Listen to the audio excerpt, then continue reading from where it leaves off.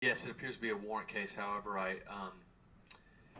there's nothing available in deeds for me to pull up yet. And I tried to pull up the warrant and I can't see it, but it does indicate case status as warrant, citation issued.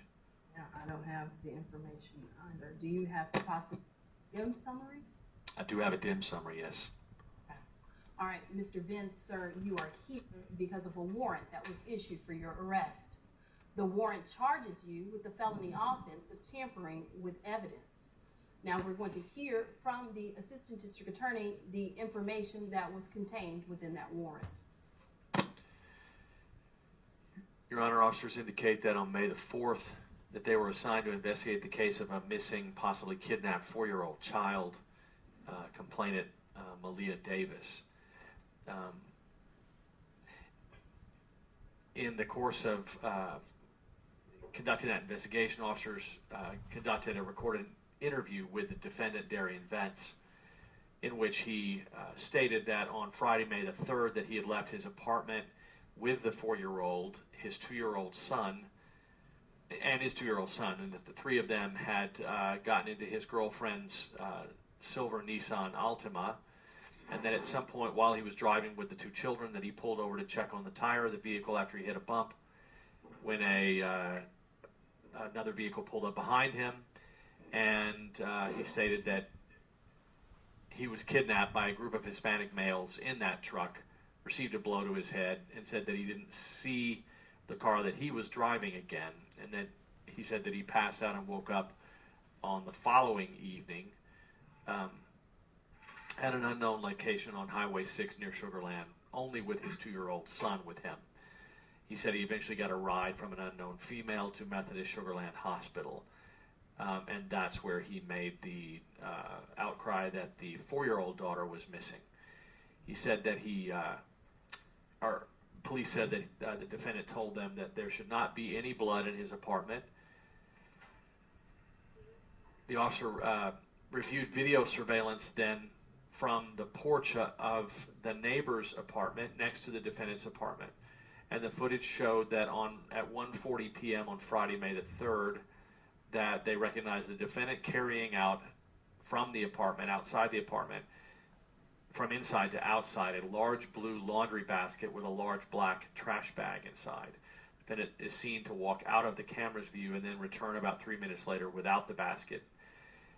He's then observed walking out of the apartment with cleaning supplies, including bleach. They did not view the complainant ever leaving the apartment. They did see the defendant leave later with only his 2-year-old son from the apartment. The complainant was not seen leaving the apartment at all. And then on Sunday, May the 5th, they go to the apartment and met with the defendant's girlfriend, Brittany Bowens, and with consent, they entered the apartment and observed drops of blood in the hallway leading to the bathroom of the apartment on various surfaces of the bathroom. Crime scene investigators were called out. There was a chemical reagent that was sprayed that reacted to blood in the hallway and bathroom of the apartment, reacted to the presence of blood that was not visible to the unaided eye. Samples were collected for further testing.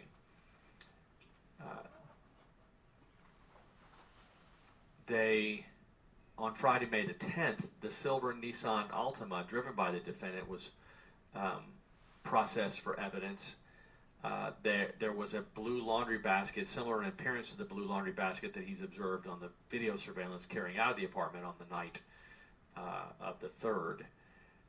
There were canine dogs that were trained to sniff the scent of a cadaver that walked around the vehicle and other vehicles in the parking lot, and both of the dogs reacted to the trunk of the silver Nissan that the defendant had driven and that the blue laundry basket was recovered from, indicating that the dogs were responding to the scent of human decomposition in the vehicle.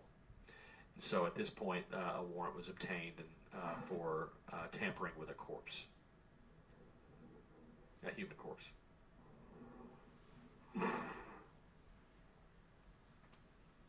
And Mr. Vence, that was the information that was contained in the warrant, and that warrant was already signed for your arrest.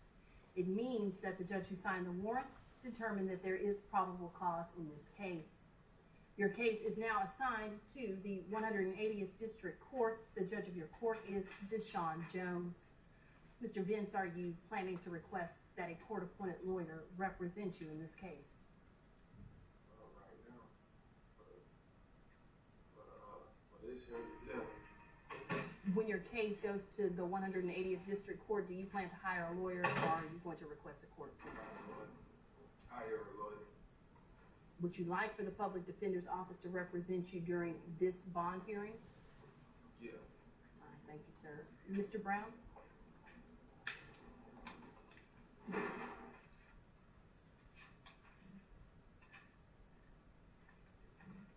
Yeah, Mr. Vence has been working at least for about the last 6 months in the warehouse.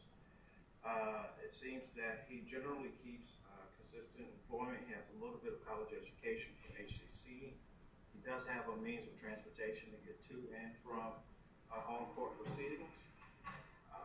He's been in the Houston area for most of his life, absent maybe 7 years. Looking at the schedule, Judge, I believe this was his first arrest. Looking at the schedule, I would suppose that he would be between below risk and average risk. And Judge, I'm asking for a $5,000 bond and would, defer all considerations of PR to the court. All right, thank you, Mr. Brown. Mr. Staten?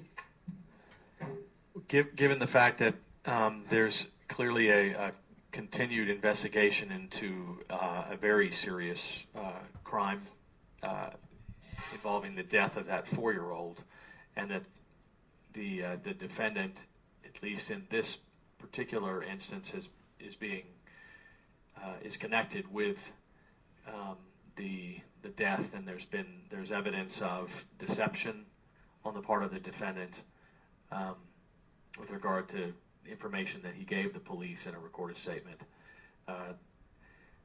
State's asking for a $500,000 bond, Your Honor.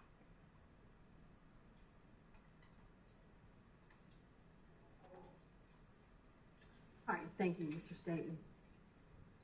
All right, this court, as I'm sure everyone present in this courtroom is aware of this case, it has received much media attention, a lot of notoriety associated with this case,